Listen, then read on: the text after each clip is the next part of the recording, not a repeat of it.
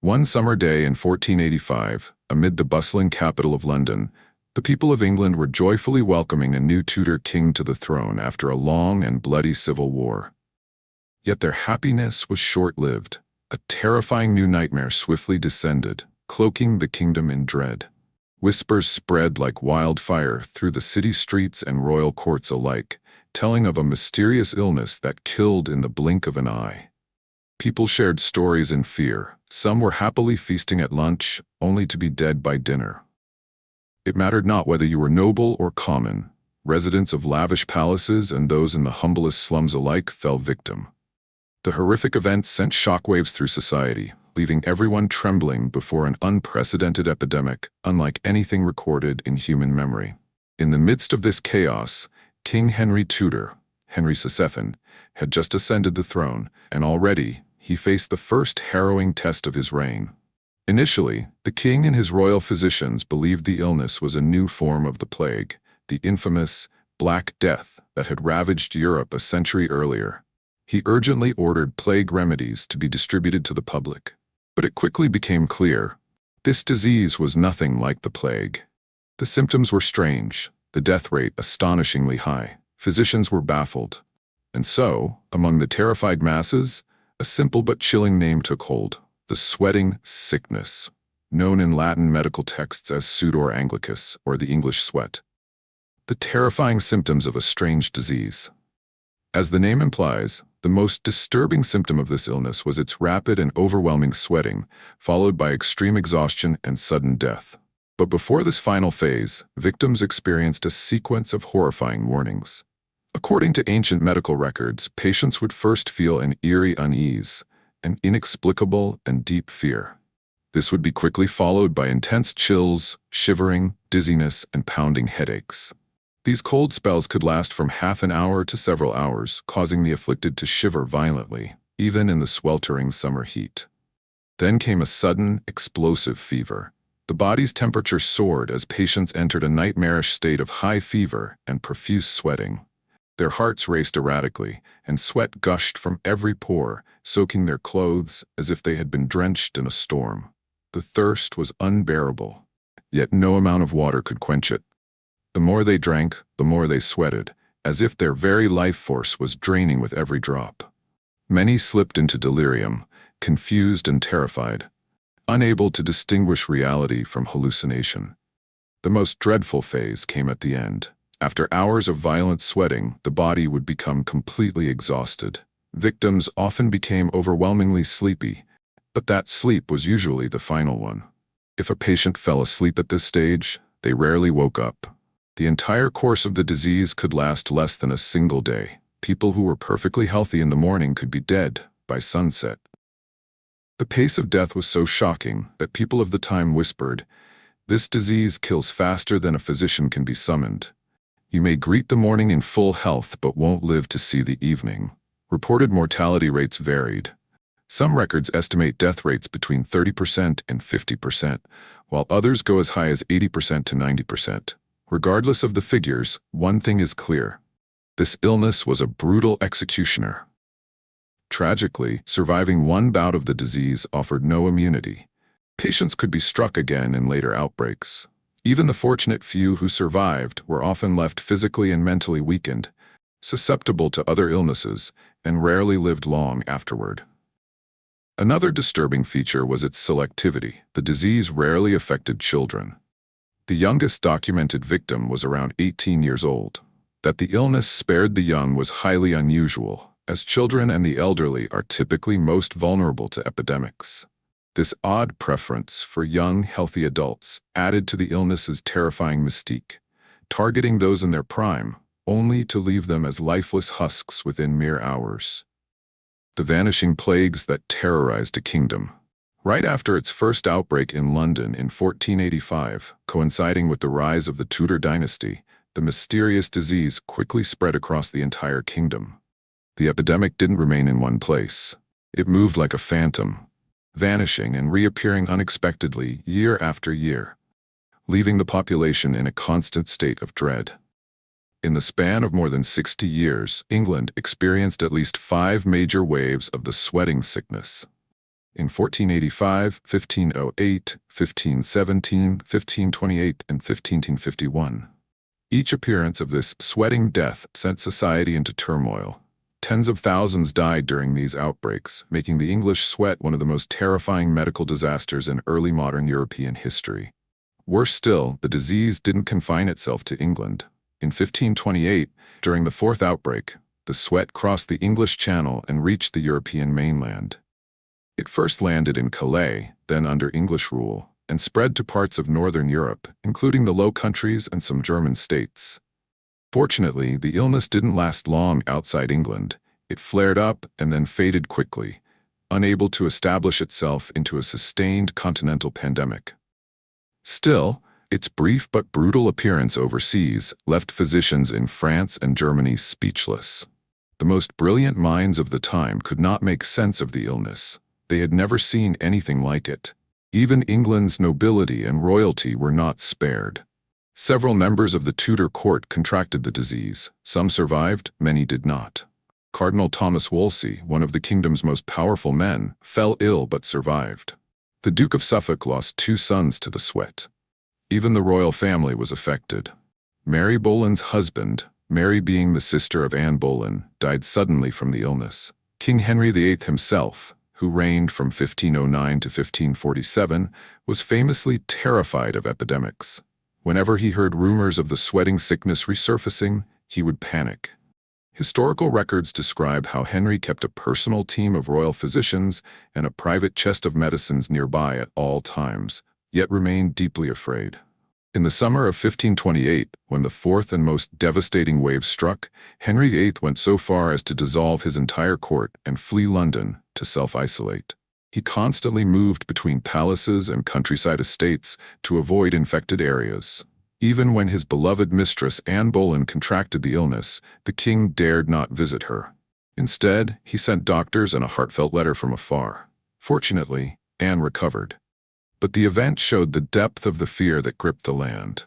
A mighty king would rather distance himself from the woman he loved than risk catching the disease.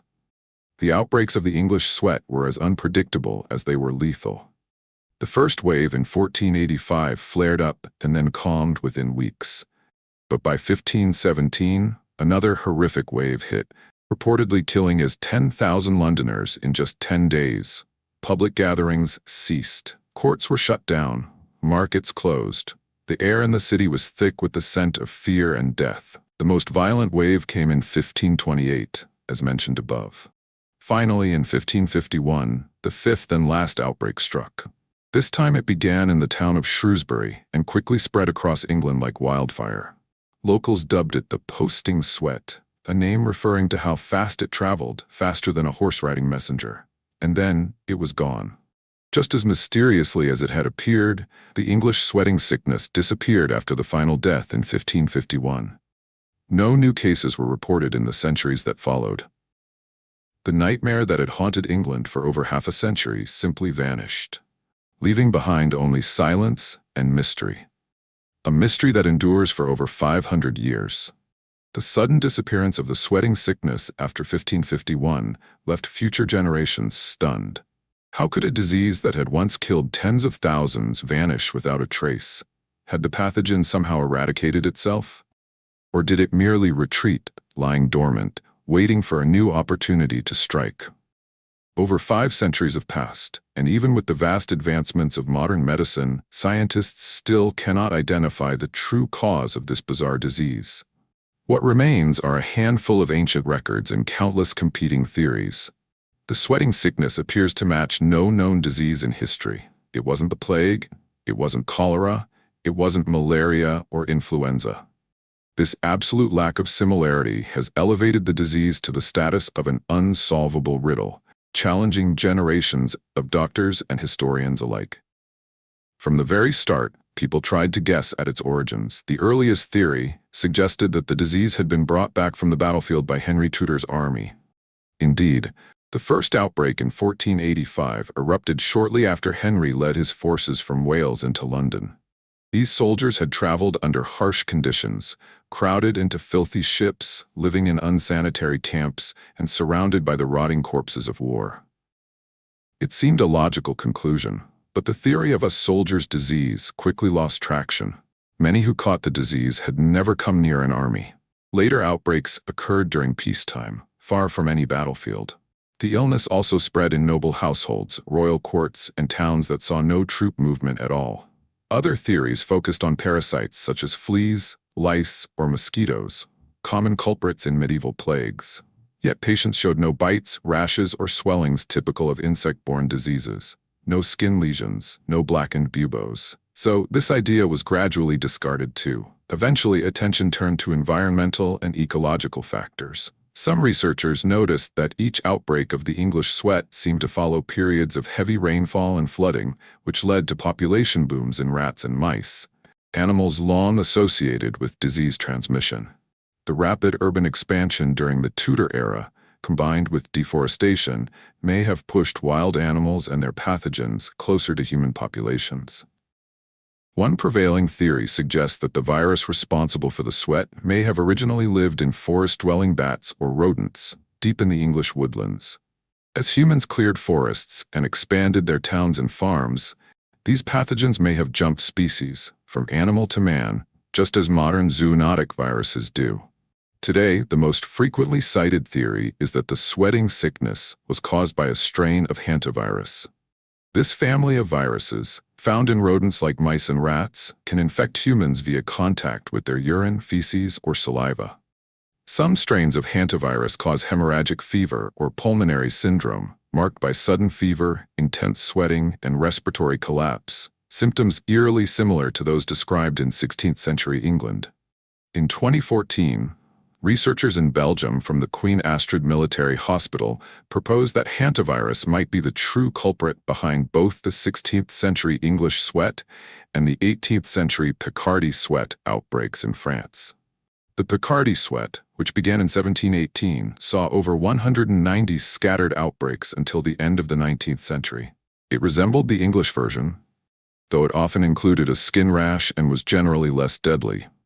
However, the lack of physical evidence from the 16th century means that this theory, like all others, remains unproven. No tissue samples survive, no pathogens have been extracted. We are left to reconstruct the mystery from dusty manuscripts and the fragile whispers of history. Some have even compared the English sweat to the 1918 Spanish flu, or proposed it was an early form of anthrax or tuberculosis. Yet none of these match the speed, selectivity, or sudden vanishing of the disease. The puzzle remains unsolved. In a desperate attempt to crack the code, modern scientists have hunted for every possible clue. In 2002, a team of researchers exhumed the remains of Prince Arthur Tudor, the eldest son of Henry II, at Worcester Cathedral. He had died suddenly in 1502 at the age of 15, and many suspected the sweating sickness. But the results were disappointing. DNA testing and tissue analysis failed to detect any pathogens. Too much time had passed. Whatever clues had once lingered in his bones had long since faded into dust. And so scientists were forced to concede what historians had already feared. The mystery of the English sweating sickness remains unresolved. More than half a millennium has passed since the last trace of the sweating sickness faded into history. And yet, the mystery of this mass-killing disease stands tall like an unsolved Rubik's Cube, its answers hidden within the folds of time. The pages of medical history remain open on one haunting question. What truly caused this strange and deadly epidemic? To this day, all we have are ancient chronicles and a cascade of theories. No preserved tissue samples, no confirmed bacterium or virus. The English sweating sickness continues to be one of the greatest enigmas in the history of medicine, a riddle that mocks even the most advanced scientific tools of our time. The story of this 500-year-old epidemic serves as a grim reminder of human fragility in the face of nature. It underscores how little we may truly understand about the invisible forces that shape life and death. No matter how far science progresses, some ancient mysteries still defy human intellect. Perhaps the ghost of this disease has truly vanished with the passage of centuries, or perhaps it remains hidden, lying dormant in some forgotten corner of the world, waiting, watching, and one day ready to awaken again. Until that day comes, if it ever does, the English sweating sickness will continue to live on not in laboratories or hospital records, but in the pages of dark history, in the anxious imaginations of scientists, and in the chilling tales told by those who study the strange, the deadly, and the unknown.